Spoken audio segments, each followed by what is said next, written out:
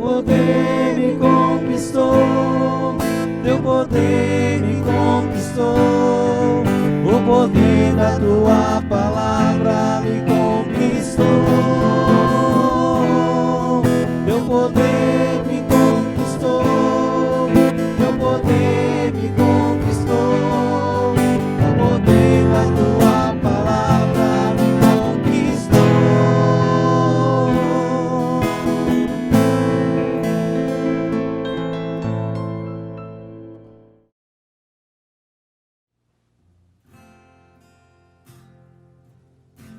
Eu te levantarei, eu te levantarei, filho amado, filho querido, restituirei tuas forças e te atrairei a mim e te darei novas vestes, filho amado, restituirei tuas forças e te atrairei a mim e te darei novas vestes, filho amado.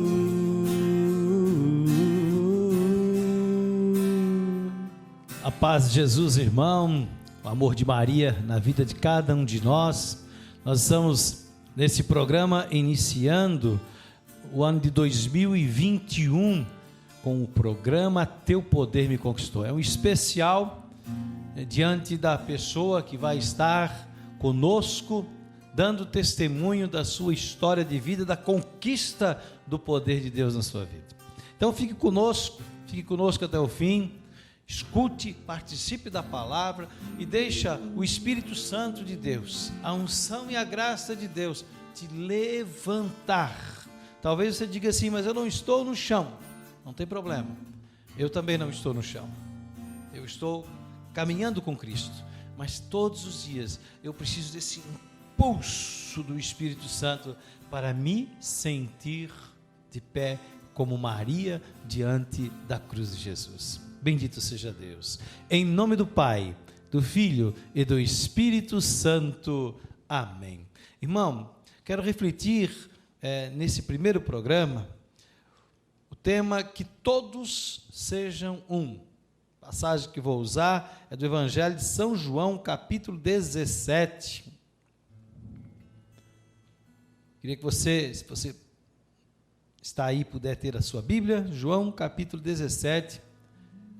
E quero tomar justamente o versículo 20, que vai dizer assim. Essa é chamada na igreja de oração sacerdotal, né? Jesus está falando com Deus em favor de cada um de nós. Ou seja, Jesus está falando com o Pai em favor de cada um de nós.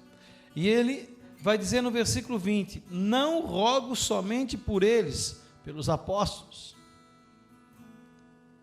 mas também por aqueles que, por sua palavra, hão de crer em mim, para que todos sejam um, assim como tu, Pai, estás em mim e eu em ti, para que também eles estejam em nós e o mundo creia que tu me enviastes. Dei-lhes a glória que me destes, para que sejam um, como nós somos um, eu neles, tu em mim, para que sejam perfeitos na unidade e o mundo reconheça que me enviastes e os amastes como amastes a mim. Sugiro você ler esse capítulo 17 todo, porque é uma prece que o Senhor faz para mim e para você. Primeiro, essa prece, ele já deixa bem claro, olha, eu não estou te pedindo, Pai, somente pelos apóstolos, somente por estes, não. Estou te pedindo por aqueles que hão de crer. Como é que a fé chegou até nós, irmãos? A fé chegou até nós, a palavra de Deus chegou até cada um de nós, pregada pelos apóstolos, trazida pelos sacerdotes. Eu não peguei esse tempo, tenho 50 anos, mas sei que em muitos lugares do Brasil, ainda bem depois de eu ter nascido, né, eram os padres que catequizavam. Bem antes eram os padres faziam tudo. Hoje em dia os leigos catequizam, os leigos são ministros, os leigos pregam a palavra de Deus. Mas antes tudo era os sacerdotes. A palavra ela veio papa após papa, bispo após bispo, sacerdote após sacerdotes, e as famílias foram aprendendo de Deus, e aí pais ensinando filhos, mães ensinando filhos, e todos vivendo da unidade da fé. Como seria bom se ainda fosse assim, né? Mas as ovelhas, muitas delas se desgarraram. Olhe essa palavra, Jesus está rogando então pelo clero e rogando por mim e por você.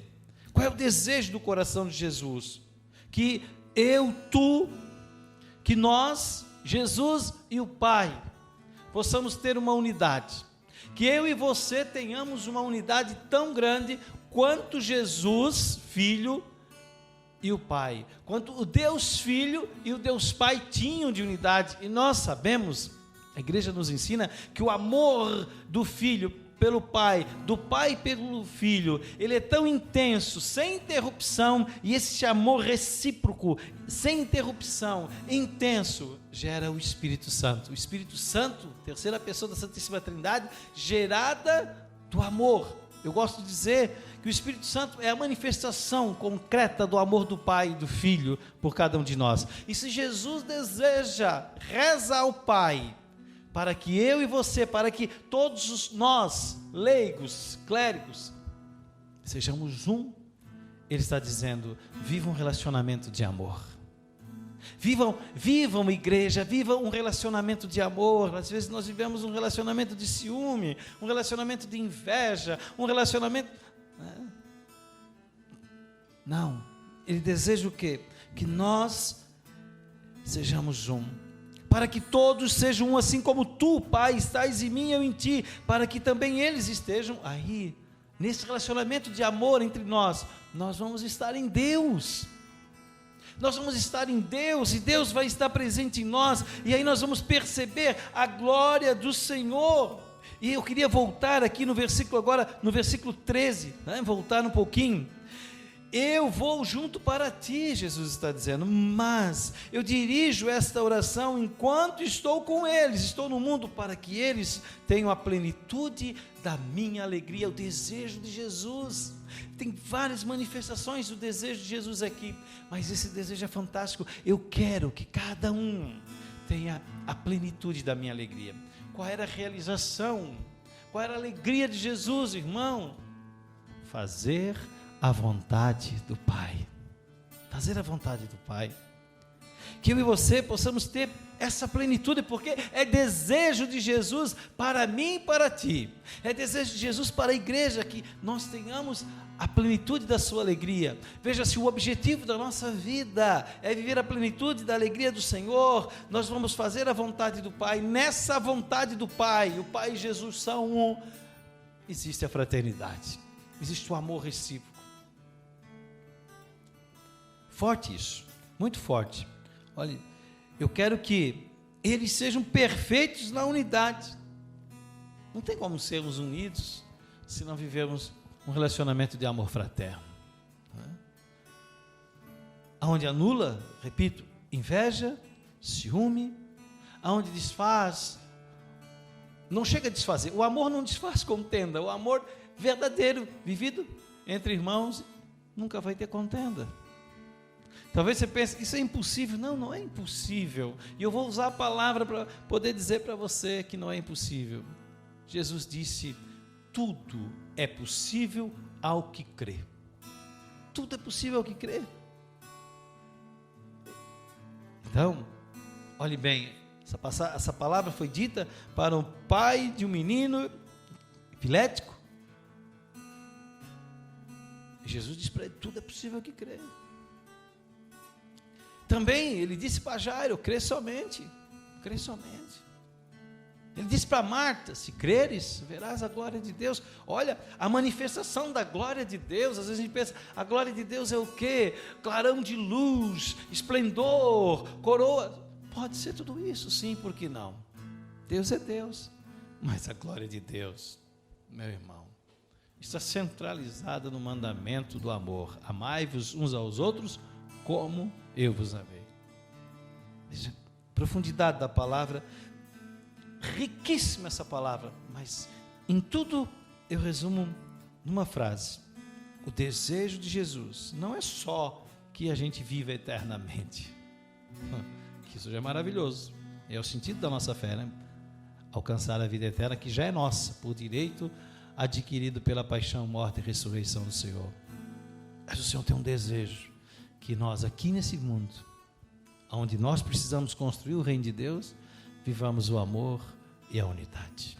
Quero te convidar a baixar um pouquinho a tua cabeça e deixar que essa palavra penetre da tua mente no teu coração, que essa palavra produza na sua vida vigor necessário, que o Espírito Santo use dessa palavra e te dê vigor necessário para vencer as tuas lutas, para mim vencer as lutas que ainda tenho, porque eu quero fazer a vontade de Deus, porque isso vai gerar para mim alegria, e eu acredito que você quer viver a verdadeira felicidade, e não existe verdadeira felicidade se não estivermos em Jesus.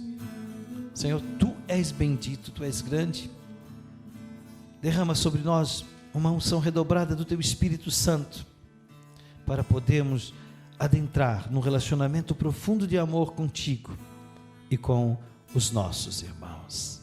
Aleluia, aleluia, Senhor.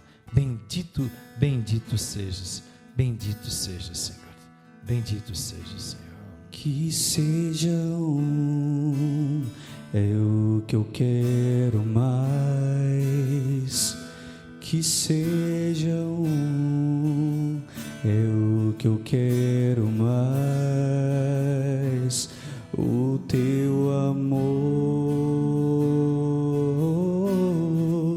é o que nos torna capazes. Muito bem, irmãos, estamos de volta aqui no programa Teu Poder Me Conquistou, e hoje com uma alegria muito grande receber uma pessoa muito querida para nós, muito importante para nós quanto paróquia e, claro, quanto igreja, que é o Padre Geraldo. Tudo bem, Padre Geraldo? Tudo bem, graças a Deus, Jamil. Que bom. Hoje estamos aí vivos, alegres e sempre confiantes. Amém. Padre Geraldo tem umas expressões bem legais. Né? Os fogos. Os fogos da alegria. Os fogos da alegria.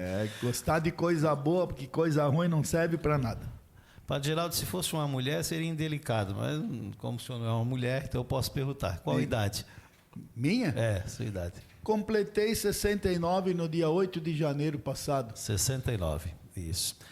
Queria então que o senhor contasse para o pessoal que nos acompanha, como é que o poder de Deus chegou na tua vida? Como é que você foi conquistado pelo poder de Deus? Já vem de família católica? Como é que é isso? Sou de família católica, sou o mais velho de 9 irmãos. 9 irmãos. Na brincadeira eu digo 8 vivos. 8 vivos. O senhor é natural de onde? Eu tenho um que é mais esperto que os vivos. Ficou padre. É boa, essa é boa. Porque os outros todos trabalham. Tá certo. Eu fiquei padre. Não trabalha. É como se padre não trabalhasse, né? Certo. Padre trabalha muito, muito mesmo. Aqueles que não conhecem o ritmo de vida de um sacerdote ou de um religioso, eles fazem comentários que a gente tem que esquecer, né? Sim. Tem que relevar. Mas quem nos conhece, quem nos acompanha, sabe. Mas a origem, eu sou de família católica, eu tenho 3 partes de origem alemã e uma de italiano. O pedreiro diz que 3 por 1 dá massa boa. Dá massa boa? E uma origem bem mansa, assim, né? Vai lá. Como dizia o padre, como que dizia o padre João Heidemann, que foi pároco da Guabiruba, minha terra, tem que ter café no bule, não basta ter o bule, tem que ter café no bule. Então sou de origem católica, fiz a minha primeira comunhão com 7 anos, naquele tempo era diferente, né? Então, e logo depois da primeira comunhão o padre convidou para se eu não queria ser coroinha. Então, naquele tempo, antes do Vaticano II, missa em latim ainda, né? Nossa. Padre virado para a parede, de costas para o povo. Ele me ensinou, aprendi as respostas em latim. E também, com 7 anos, eu entrei para a escola. E aí, todo ano passava um irmão marista, no mês de agosto, nas escolas da Guabiruba, municipais e estaduais, e fazia uma palestra sobre vocação religiosa e vocação sacerdotal. E, no final, ele passava uma folha para a gente preencher, com a identificação e as opções futuras de vida. Até hoje eu não sei porquê, mas eu colocava na hora, o que você quer ser quando for grande? Aí tinha padre, e eu coloquei padre. 8 anos, mesma coisa, padre. 9 anos, 10 anos. Terminei o primário, como falava naquela época, né? 4º ano. E aí, no final do ano, eu disse para o pai que eu queria ir para o seminário, mas já tinha falado com o padre da paróquia. Aí ele disse, vai querer ir para o seminário? E o pai é da congregação mariana, do coral da igreja, do CAEP, na época, que era a comissão de fabriqueiros, né? Como era naquele tempo, antes do Vaticano II. E aí conversamos. Ele disse, não, se você quer mesmo, você vai para o seminário. Aí já, padre Matias, que era o pároco, Matias Engel, ele encaminhou já para o seminário de Rio Negrinho, seminário São José. E 30 de janeiro de 63, então, fomos para o seminário. Fomos em 15 da Guabiruba. Dos 15 eu fiquei padre, 14 estão na sociedade. Né? Então, assim começou a minha vocação. Para os deonianos. Porque na paróquia da Guabiruba, até hoje, desde a fundação, ela é paróquia dos Padres do Sagrado Coração de Jesus, porque nós tínhamos, e ainda temos hoje, em Brusque, o convento Sagrado Coração de Jesus, onde moram os estudantes de filosofia e padres, né, religiosos. Então, eles atendiam, na época, Guabiruba e Botuverá. Hoje são paróquias independentes, já de mais de 50 anos de história também, como a nossa aqui no São Cristóvão. Né? Então, esse vínculo SCJ, do Sagrado Coração de Jesus, deonianos, é desde a origem, né? Ali tem muitas histórias. Aí o padre foi para os deonianos. Quanto tempo leva para formar um sacerdote deoniano? 17 anos. 17 anos desde quando você foi? Você foi com 10? Com 11. 11 anos. 11 anos. E a mãe? A mãe que mais incentivou, né? Ah, é? A mãe que mais incentivou. E vinha para casa o quê? Uma vez por ano? Uma vez por ano, nos primeiros... até a 8ª série. Era só férias em dezembro. Meio do ano não tinha. Depois, quando foi para o ensino médio, nós, na época, fazíamos o científico, é uma grade curricular diferenciada, né? Uhum. Bem mais exigente, bem mais carregada de conteúdos, né? Estudando línguas, francês, inglês, grego, alemão e português. Mas fala essas línguas? Não ficou só no estudo? Não, um pouco. Eu entendo francês, inglês, alemão, porque eu sou de origem, então aí está em casa, né? E o português e latim. Quando eu fui para o seminário, eu sabia pouco português, porque a mãe só falava alemão, né? O pai não, o pai já aprendeu porque ele trabalhou fora, né? E aí era necessário. Que legal, quer dizer que o Mas- convívio familiar com a tua mãe era praticamente o alemão. Até o final da vida. É? Ela faleceu em 2003. Ela é daquela foto do seu perfil do WhatsApp? Não, aquela é a senhorinha aqui, tá. a centenária, a dona Helena Dalsocchio. Ah, sim, sim, sim. Eu fui no centenário dela fazer uma celebração. E aí tiramos aquela foto, eu achei bem interessante, né? Para valorizar, por exemplo, o trabalho onde eu trabalho, né? Sim. A minha família também. Podia ter trazido a camiseta onde está toda a minha família estampada. Outra vez eu trago. Ah, você já quer me convidar para uma próxima vez, é? É, o conteúdo é grande, né? Mas falando da minha mãe, eu quero contar um lance. Aí o pai ficou meio assim, eu era o mais velho, porque um lance interessante da minha vida de família, com 7 anos eu fui para a escola, com 7 anos eu fiz a primeira Eucaristia, com 7 anos eu ganhei meu primeiro sapato,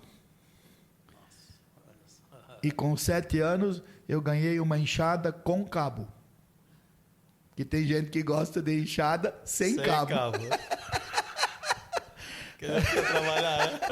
Então eu trabalhava com a mãe na roça. Claro, já tinha a Mônica também, que é um ano e 3 meses mais nova que eu. Que lá em casa era tudo escadinha, né? Só o Jaime, que deu 3 anos de diferença. E acho que a Jacinta também deu quase 3 anos de diferença. Os outros, entre 1 ano e 3 meses e 1 ano e meio. Né? Trabalhava na roça, né? Então, aí quando eu falei que eu queria ir para o seminário, o pai disse, pô, mas agora que você está forte e você ia ajudar a mãe, agora você vai para o seminário? Não que ele fosse contra, ele só questionou, né? Mas isso me marcou profundamente. Aí a mãe disse assim, deixa ele ir. Porque se ele tem vocação, ele vai ficar. E Deus vai trabalhar no lugar dele, não vai fazer falta. E se ele não tem vocação, ele vai voltar, daí ele faz o serviço. Deus vai trabalhar no lugar dele. Então, realmente, deixa ele ir. Deus trabalhou no teu lugar, porque tu estás aqui de padre até hoje. E tem um lance interessante. Claro, pode ser mera coincidência, para mim não. Para mim foi um sinal da providência. Lá em casa tinha muitas essas coisas de peste de galinha e doença nas plantações. Você acredita que de 1963 para cá nunca mais ocorreu isso? 63, quando fosse para o seminário. No ano que eu entrei no seminário. Isso me marcou. É um sinal. Sim.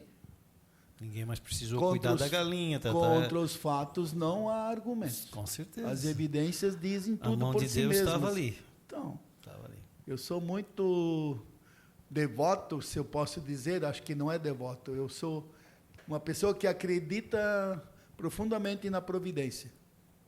Amém.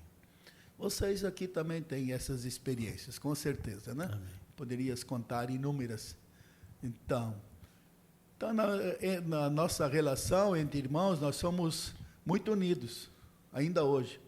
A mãe faleceu em 2003 e o pai faleceu em 2017, acho. Com 94 anos e 1 semana. Festejamos 94 dele e 7 dias depois ele... E a mãe tinha quantos anos? 78,5. 78. A mãe faleceu de sábado de manhã para domingo de tarde. Meu irmão foi buscar ela, teve um sintoma de AVC. Mas eu fiz o teste com ela quando eu cheguei no hospital, me falaram. Eu cheguei e disse, eu quero ver se ela teve um AVC. Se ela teve AVC, ela não vai me reconhecer. E aí eu cheguei e disse para ela, Kudamoya, mama? Ela, Kudamoya? Vepini. Da Padre Geraldo? Eu disse, aqui não tem AVC, né? E o que tu perguntou para ela? Como é que vai? Bom dia, mamãe. E quem sou eu? O Padre Geraldo? Eu disse, espera aí, aqui tem coisa que não está fechando, né? E aí ela estava ainda na antessala para ser atendida. E aí eu falei para o médico, Mas os sintomas são todos. Eu disse, eu só estou partilhando com o senhor. O médico é o senhor, eu não sou médico. Mas fiz a partilha, né? Aí fizeram todos os procedimentos, ia ganhar alta domingo à tarde, às 16 horas. Aí o Matias, o meu irmão, foi buscá-la, e 20 para as 4 tocou o telefone. E aí eu atendi. Matias disse, é o padre? Eu disse, é o padre.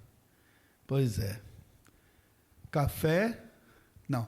A mãe vai para casa, mas café não vai ter mais. Eu disse, a mãe faleceu? Acabou de falecer. Infarto fulminante. O problema dela era coração, não AVC. Só que aí já tinha passado, né? Sim, sim. Acabei de falar que contra os fatos não há argumentos. Então, e ali aconteceu outro momento importante da nossa família. Que o pai, falei para o pai, daí ele disse, reúne teus irmãos aqui. Aí era ainda hoje a garagem. Aí ele chamou todos, aí ele disse, então, como o padre disse, a mãe vem para casa, mas café não vai ter mais. Daí ele disse, vai ter café sim. Nós estamos vivos. E nós vamos homenagear a mãe. Teu pai falou? Isso. Café vai ter, sim. Nós vamos tomar café.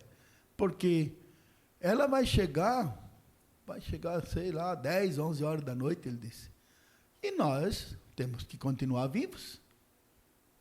Aí ele disse, primeiro, então, vamos agora agradecer os 78 anos e meio de vida da mãe.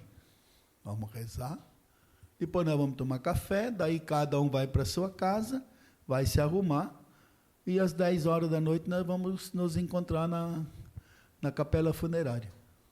Aí ele já deu, que tem ainda hoje, 3, hoje tem 3, naquela época tinha 2 capelas funerárias. Ele deu o endereço, onde que ia ser o velório, e assim foi.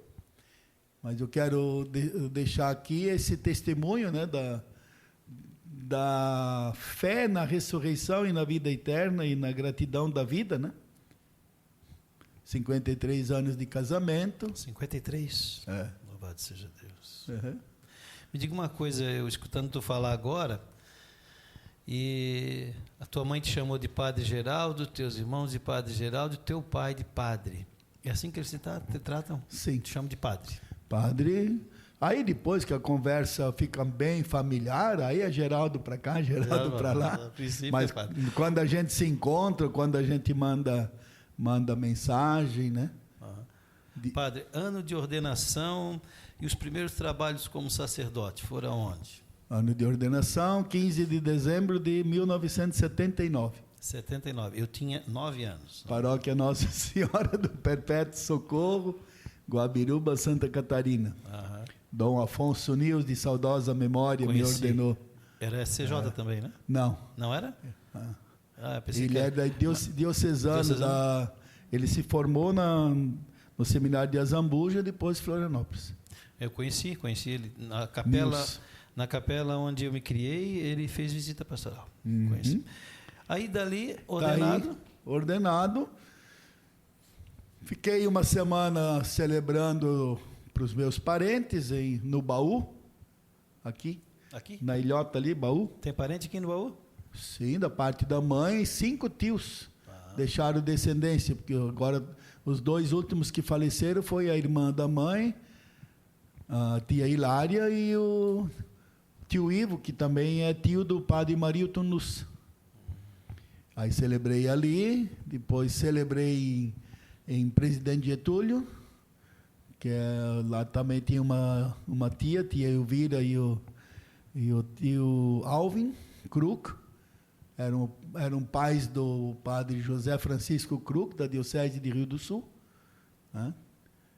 E aí depois celebrei na Guabiruba, porque fiquei 1 mês de pároco, 1 semana de padre, e já cuidei da paróquia de 7 capelas, para o padre lá, o pároco poder tirar férias, senão ele ia ficar sem férias.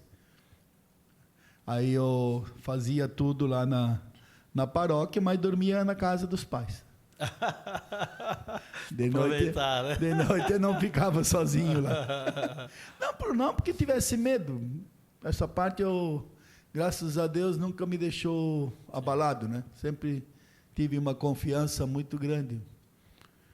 Então, morava em casa e, às vezes, de meio-dia eu almoçava na paróquia, mas depois das celebrações à noite ia para casa.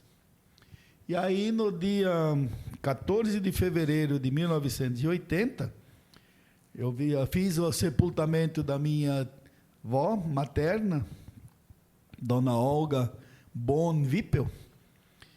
Isso foi de tarde. De noite eu embarquei em Brusque de ônibus para São Paulo. E no dia seguinte nós viajamos para o Maranhão, São Luís do Maranhão, de avião. São Paulo, São Luís. E fui trabalhar nas missões do Maranhão.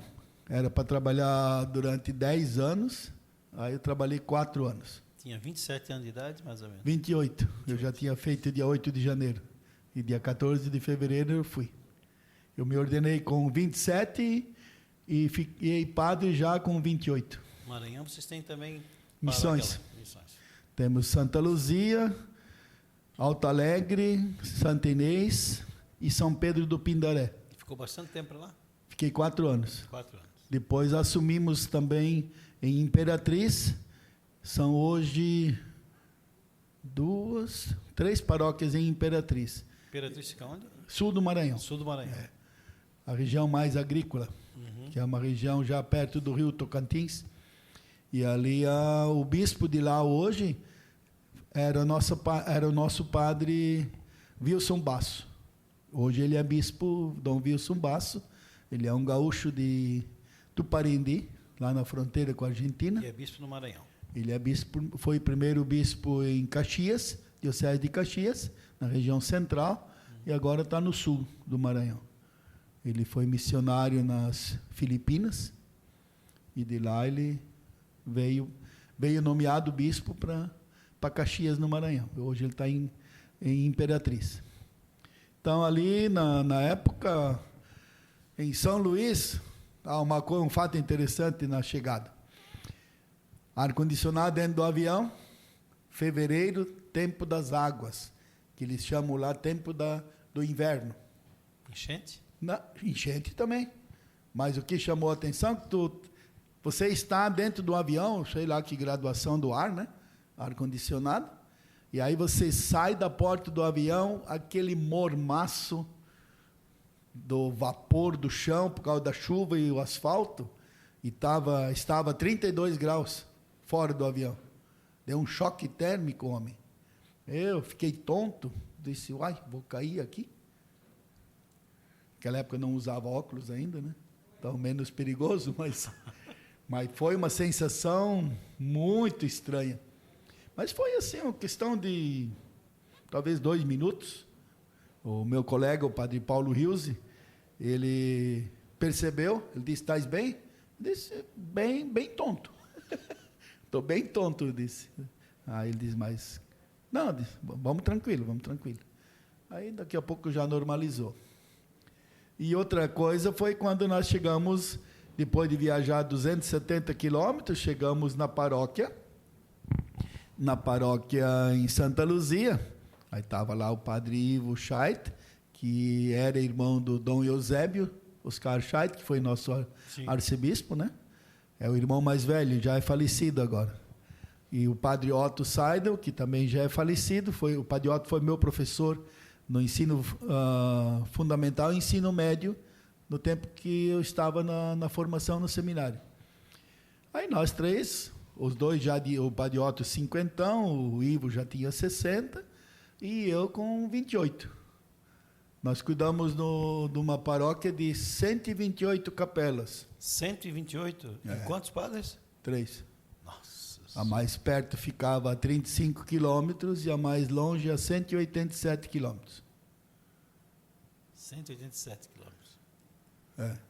É mais ou menos como daqui a Garopaba, onde a gente tem uma casa de missão.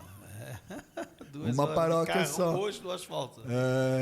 Mas ali a gente andava no Rio Azul, que era a capela mais longe, uma capela só de mineiros, só de Minas, Uberaba e Uberlândia, do Triângulo Mineiro. Eles foram para lá para colonizar aquilo lá e plantar café. Mas café não tem o clima favorável, então eles começaram a lidar com gado. Mas aí o que é interessante, você viajava 140 quilômetros de Toyota, deixava lá numa casa o carro, e 47 quilômetros Autoviação Canela. A pé? Conhece essa empresa de ônibus? Sem um cavalo, sei lá, um burro, Não, um jegue. teve também, mas a estreia foi na Autoviação Canela, com a mochila nas costas. 40 quilômetros. 47. Quantas horas dava isso? Isso deu... Dormia na estrada? Não, umas 3h30, por aí, 4 horas. Ando meio devagar, então. Não, dá mais. Dá mais, sempre que a gente caminhando bem faz 6 km por hora, né? Dá mais. Me diga uma coisa, e dali, dessa região, foi para onde? Daí, de Santa Luzia, com 1 ano e 3 meses de padre, fui nomeado pároco do Pindaré. Pensa o sufoco do guri novo. Mas era para ser e foi bom. E aí, quando estava já bem acostumado com o estilo, a cultura e o jeito de ser, aí veio o convite e mais ou menos a convocação, convite e convocação para trabalhar na formação. E aí vim para Curitiba no ensino médio para ser professor de literatura e português histórico. Fiquei nem 1 ano, na verdade 1 ano, quando eu já tinha feito a inscrição para me aprofundar na matéria, fazer faculdade nessa área de português, letras, né? Sim. E aí, em agosto, lembro como hoje, dia de Santo Agostinho, o padre Aloysio Knoppa, ele era ecônomo na época, ele passou em Curitiba por questões administrativas, e aí ele me chamou para caminhar lá no campo. Aí fomos lá caminhar, conversar. Daí ele disse, a certa altura, você conhece Criciúmal? Eu disse, sim, eu conheço. Rio Grande do Sul. Fronteira com a Argentina. Daí ele olhou para mim e disse, então vai ser fácil. Eu disse, o quê? Não disse nada. Isso foi dia 28 de agosto. Aí, em outubro, final de outubro, o provincial me chama no telefone e diz, olha, você foi nomeado diretor do ensino fundamental no seminário Criciúmal, no Rio Grande do Sul. Eu disse, mas eu não vim para Curitiba. Mas você veio para formação e nós estamos precisando um padre do teu perfil lá no Rio Grande do Sul. Vocês ainda têm essa formação? Não, né? Agora é só ensino médio, em Rio Negrinho. E depois tem o postulantado, que é 1 ano de preparação para a vida religiosa.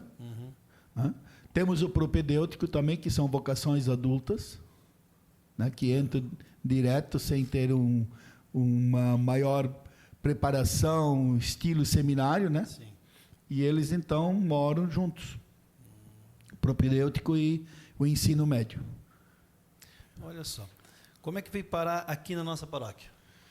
Depois que eu saí do Maranhão, eu passei 20 anos na formação. 20 anos? Para nós aproveitar essa formação toda aqui. 20 anos na formação. Aí trabalhei em Curitiba 1 ano, 9 anos em Criciúmal, que depois passou a ensino médio também. E aí eu fui trabalhar de novo nas missões, no Mato Grosso, diocese de Sinop, no Vale do Arinos, Porto dos Gaúchos, Tabaporã, 2 municípios com uma paróquia só, na época, hoje são 2. Paróquia Santo Antônio, que na época era capela, de Nossa Senhora dos Navegantes, Porto dos Gaúchos. E ali eu fiquei 3 anos e meio. Também tinha 52 capelas para um padre sozinho. Nossa. E a distância, a capela mais perto, no quilômetro 25, já diz tudo, né? 25 quilômetros da sede. E o mais longe era na Simeone, 180. E ali, espalhado no meio, tinha mais 50. Aí, quando eu estava no segundo ano lá, aí eu ganhei um diácono para trabalhar comigo. Estava de padre sozinho? Sim. Tem paróquias, então, que vocês não ficam em grupo. fraternidade, em grupo, não? Não, tem algumas, mas hoje são... Poucas. Hoje são exceções. Uma época era via de regra, porque também não tínhamos muitos padres e tínhamos assumido muitos compromissos e não queria também deixar o povo, né? Sim. O zelo apostólico ali, missionário, o Padre Deon, ele nos passou isso, né? E também essa prioridade da formação. Formar bons padres para termos bons missionários. Amém. E aí, depois do Porto dos Gaúchos, aí eu vim para Brusque, na filosofia. Fui reitor, administrador, membro da Comissão de Finanças da província e também da Pastoral Vocacional. E ali fiquei 7 anos. Depois fui para Corupá, no seminário lá, na época funcionava o propedêutico. Fiquei 1 ano de administrador lá, econômico. Aí eu pedi 1 ano sabático, que eu festejei 25 anos de padre. E foi me dado. Quando estava no 3º mês, o provincial me ligou. Tu não queres interromper o ano sabático? Eu disse, esperei tanto. Estava em casa daí? Estavas em casa? Estava. Eu disse, eu esperei tanto por isso. A ansiedade, porque o ano sabático é um tempo que nos é dado para revisão de saúde, fazer uma reciclagem de conhecimentos na área da ciência, da teologia ou outras áreas que nós ocupamos, né? No nosso trabalho pastoral ou de formação. E aí eu disse, mas tem que responder já? Ele disse, de preferência. Eu disse, não, me dá pelo menos 2 dias, né, para eu pensar um pouco, conversar com alguém sobre o assunto. Aí ele disse, não, tu pode conversar, mas tu tens 2 respostas para me dar. É sim e sim. Muito amigo, né? Isso é provincial? Provincial. Provincial. Agora já é falecido, o padre Osnildo Carlos Clã. Ele era de Brusque também. Foi meu professor também quando eu era seminarista menor. E assim ficou. Aí eu interrompi o ano sabático e fui ser uma assessoria para o padre Silvano, João da Costa, Sim. que tinha se tornado diretor do seminário de Rio Negrinho, com 4 meses de padre. Aí ele disse, eu até aceito, porque o diretor, na época, o padre Tito Angioletti, foi estudar em Roma. E aí ele, como padre novo, tinha sido nomeado para ajudar. Ele disse, eu até assumo, mas eu quero um padre mais experiente para me acompanhar. Daí o padre Osnildo disse para ele, tá aí, tens alguma sugestão? Sim, sim. Padre Geraldo Kohler. Ele te pediu? Ah, padre Silvano.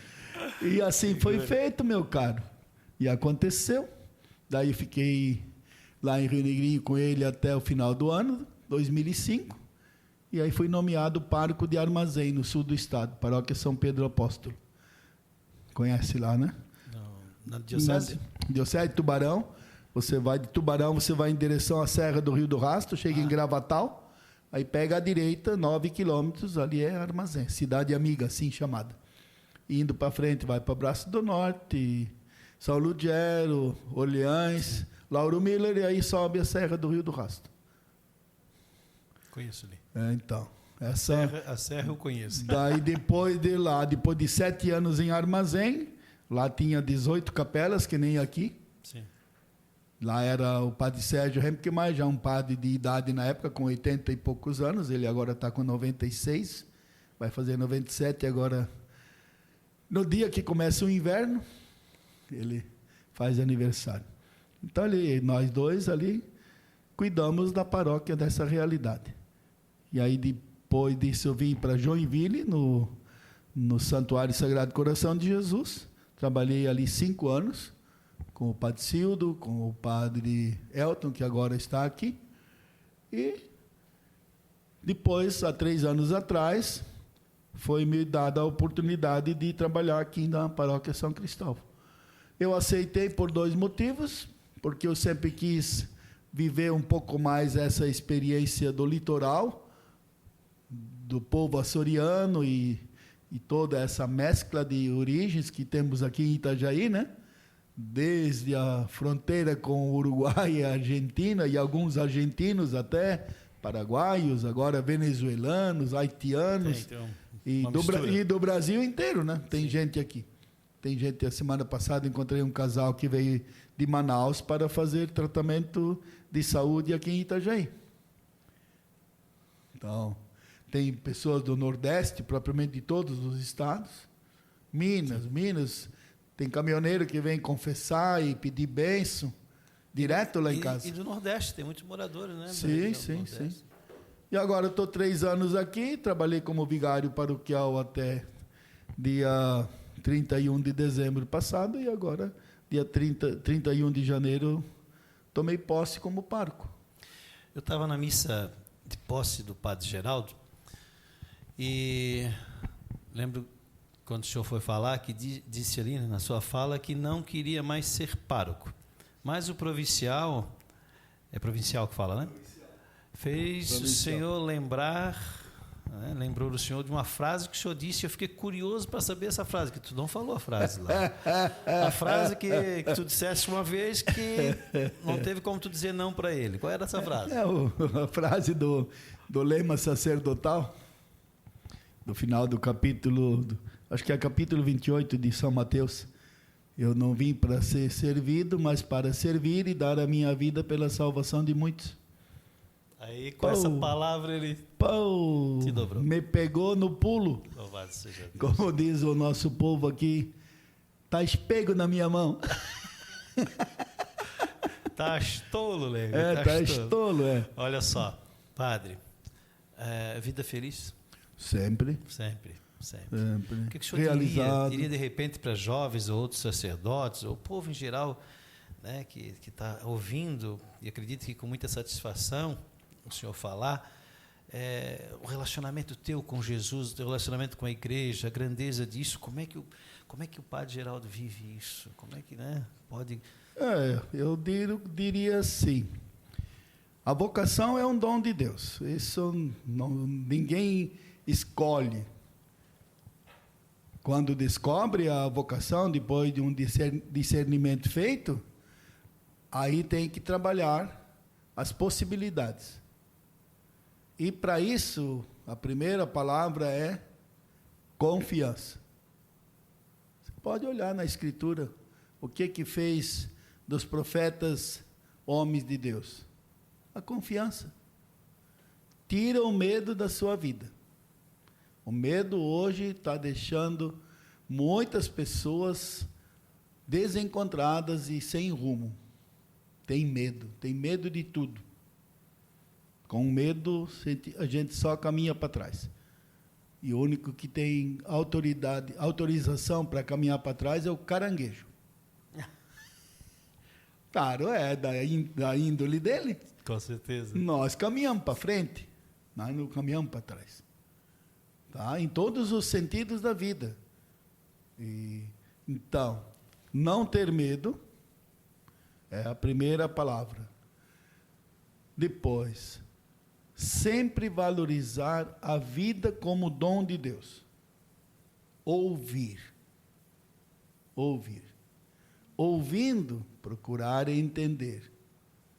Não compreende? Pergunte. Perguntar não ofende. Quem pergunta porque quer saber, ou precisa saber. Depois, viver numa harmonia com a criação. Dimensão ecológica da vida. Papa Francisco é muito dessa reflexão e dessa orientação. Se você tem raiva ou se você não se enquadra com algum fator da natureza, vai fazer um tratamento que tem alguma coisa fora do ponto.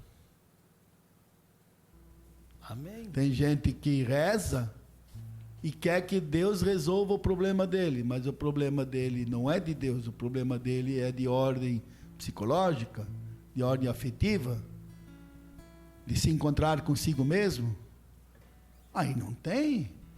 Não, Deus não é mágico. Deus tem amor e providência.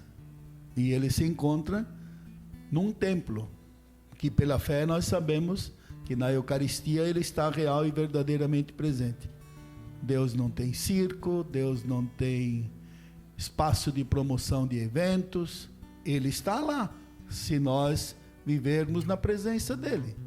Se nós virarmos as costas para ele e desobedecermos, aí ele também não pode fazer nada, porque ele respeita a nossa liberdade.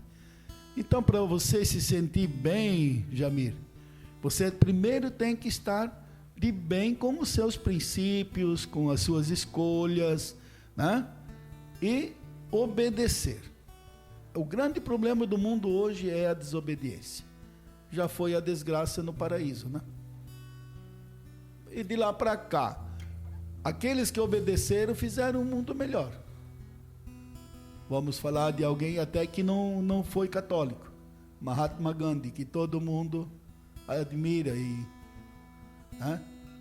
Martin Luther King. Fizeram a diferença. Então, e falar então dos que são cristãos, né?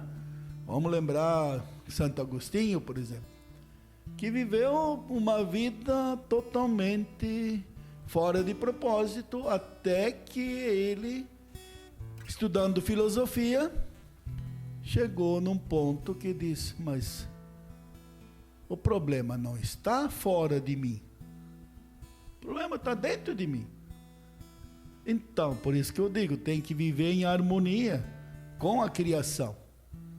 Se eu não vivo em harmonia com a criação, eu não vou viver em harmonia com Deus. A criação é obra por excelência de Deus para o nosso bem. E eu só gosto de coisa boa, não gosto de coisa ruim. Para que sofrer duas vezes? Coisa ruim já incomoda quando acontece. E aí você vai voltar de novo a refletir e a se incomodar, lembrar? Não. Ali eu lembro da frase do Papa Francisco: a nossa vida é como a água do rio que vai para o mar. E lá ela se mistura com tanta água que já não sei qual é a minha. Tu não vai querer gastar teu tempo e o teu esforço, a tua sabedoria, para querer trazer a água do teu rio de volta. Tu não vai conseguir. Rio não corre para cima, rio corre para baixo. Então, passou, já não governamos mais o passado. O futuro ainda não veio. Eu vou me desgastar, ficar tenso, ansioso, por quê? Agora, hoje sim, o hoje de Deus está na minha mão, está na sua mão, está na nossa mão. Vamos programá-lo bem, que amanhã vai ser bom de novo. E o que nós fizemos vai fazer bem para quem a gente fez ou partilhou. Louvado seja Deus. Louvado seja Deus. Agora, para encerrar, né? Tem uma pergunta aqui que eu vou ter que te fazer. Porque certamente as pessoas dizem: por que o Padre Geraldo tem essa barba tão grande? Conta pra lá. A primeira resposta: porque no inverno esquenta e no verão faz sombra.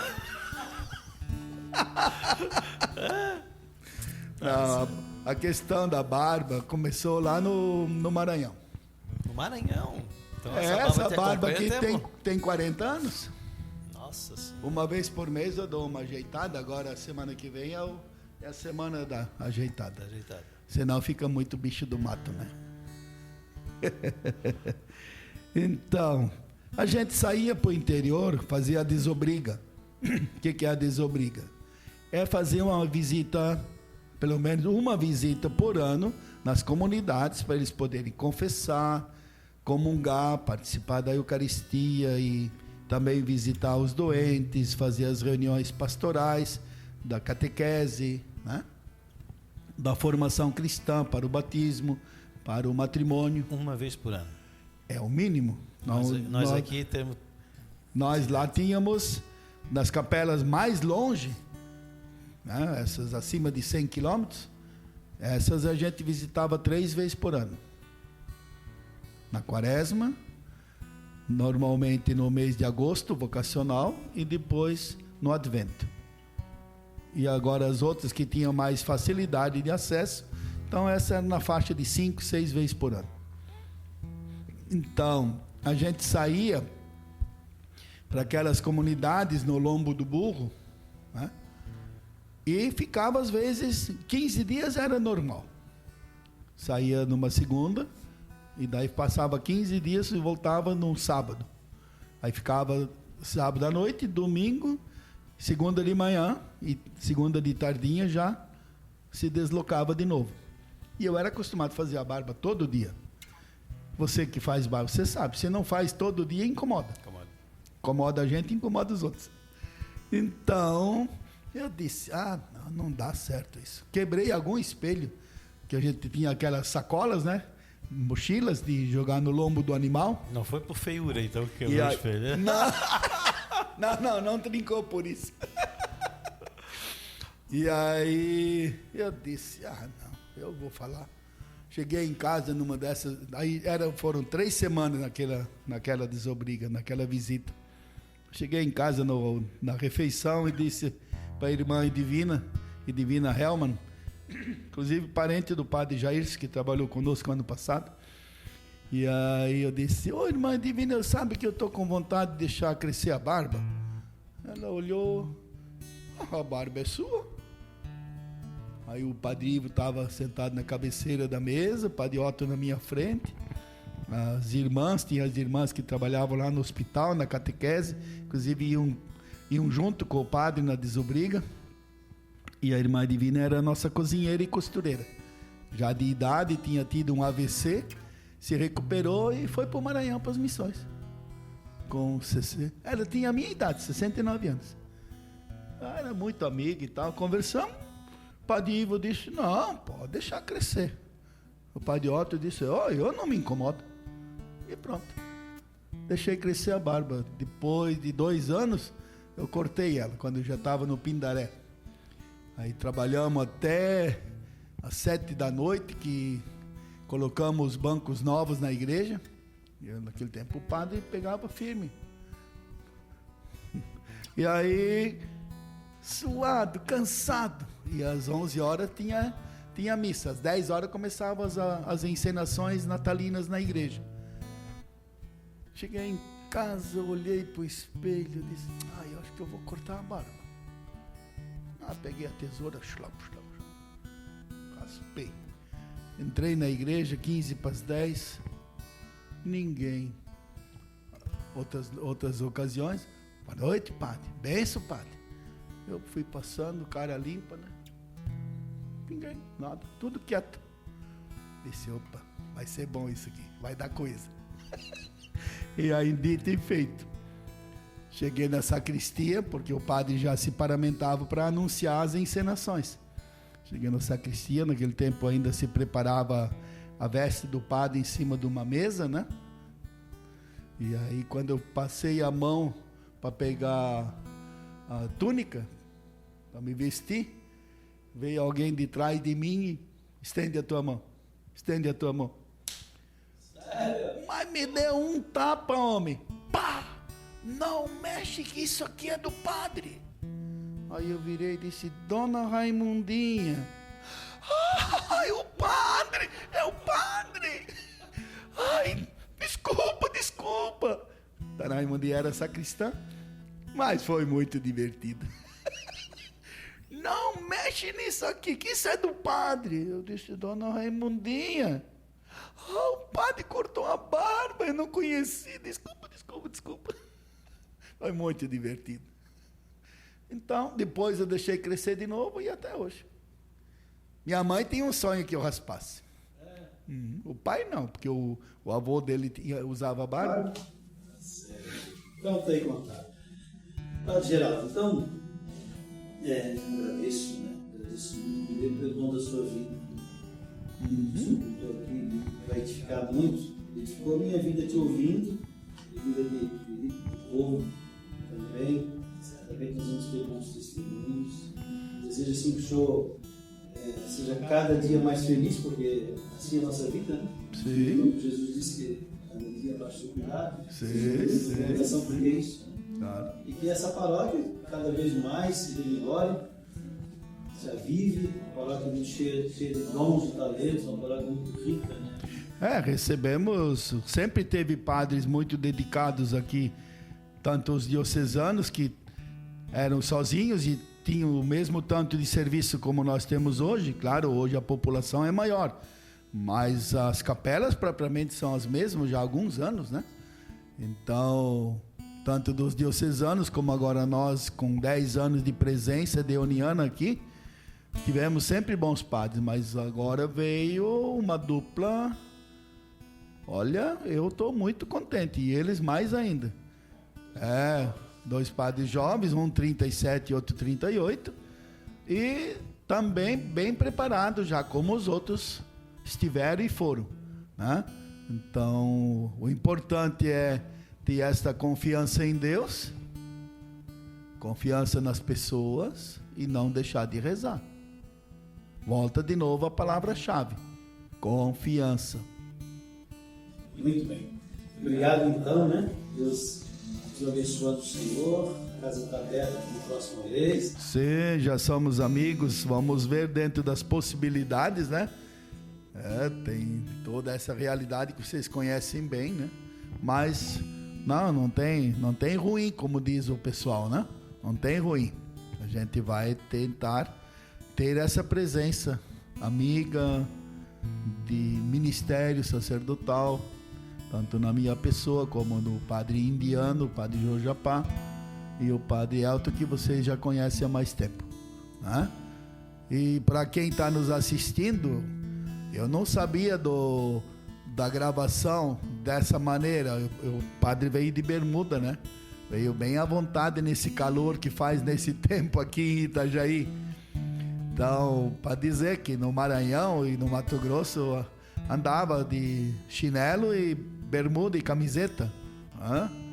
Então, inclusive, não quero escandalizar ninguém, mas tinha situações que era o calor tão forte que a gente jogava a túnica por cima da bermuda e ia celebrar assim mesmo, para não suar tanto. Eu transpiro muito, né?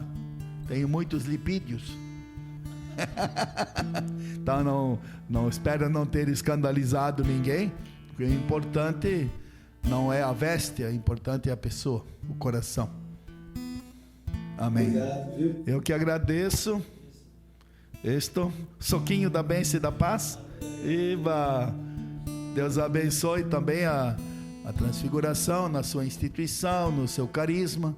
E São Paulo, que é o protetor, seja o grande apóstolo da motivação, da evangelização. Saúde, paz e bênção. Amém.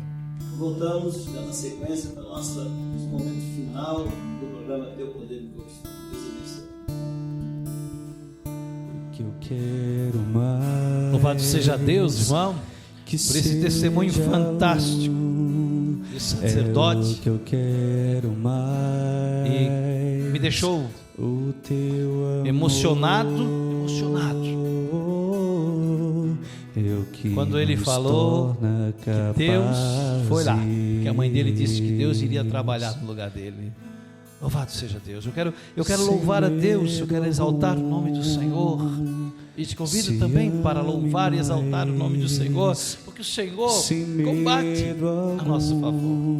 É um desejo de Deus que a gente tenha a alegria do seu Filho. É um desejo de Jesus que nós tenhamos a alegria que Ele teve em fazer a vontade de Deus. Por isso, quero te convidar, exaltar, bendizer, glorificar, agradecer. Quem sabe você agradeça agora ao Senhor pelo dom da sua vida, também pela sua vocação de ser pai, de ser mãe, de ser esposo, esposa, vocação de filho, a vocação a uma vida consagrada, seja numa nova comunidade, seja na vida religiosa, sacerdotal, seja no convento das irmãs.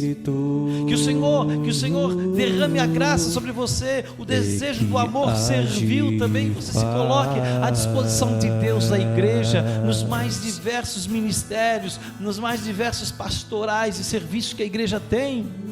Senhor, eu louvo, exalto, bendigo grande, grande e poderoso és tu, Senhor. Grande e poderoso és tu, Senhor. Senhor, aqueles que são teus, Senhor Jesus, aqueles que tu coloca a mão, Senhor, eles alcançam a vitória, e todos são teus. Esse capítulo 17 também, Jesus exaltava por aqueles que o Pai deu a ele. Eu não perdi nenhum daqueles que tu me destes. Deus deu todas as pessoas para Jesus. Todo mundo pertence a Jesus Cristo. Mas essa frase, ela nos dá o sentido daqueles que aceitaram caminhar com Jesus, aceitaram viver uma vida em Jesus. Senhor, eu louvo e bendigo, porque todo aquele que te segue, Senhor, não é confundido, não é deixado. Todo aquele que se decide por ti, Senhor, encontra em ti vitória nesse mundo e encontra vitória eterna. Aleluia. Bendito, bendito, bendito sejas, Deus. Bendito seja, Deus. Que a tua bênção, Senhor, alcance cada um de nós. Que a tua bênção, Senhor, alcance cada um de nós e nos dê a vitória diante das nossas lutas, porque há desejo em ti. Eu creio, porque a palavra revela desejo da unidade de todos nós, Senhor. Desejo que nos amamos cada vez mais. Bendito seja, Senhor. Bendito seja por Maria, nossa mãe, tua mãe, Jesus, na força, na graça do Espírito Santo, Senhor. Pela intercessão de São José, de São Paulo Apóstolo, eu clamo sobre nós a tua bênção de cura, de milagre, de libertação, de restauração, de avivamento, de verdadeira conversão, Senhor. Alcança-nos, Jesus. Alcança-nos, Senhor Jesus. Abençoa-nos, em nome do Pai, do Filho e do Espírito Santo. Amém. Aleluia, irmão. Amém. Sem Aleluia. medo algum, se ame mais. Sem medo algum, se ame mais. O teu Espírito é quem age e faz.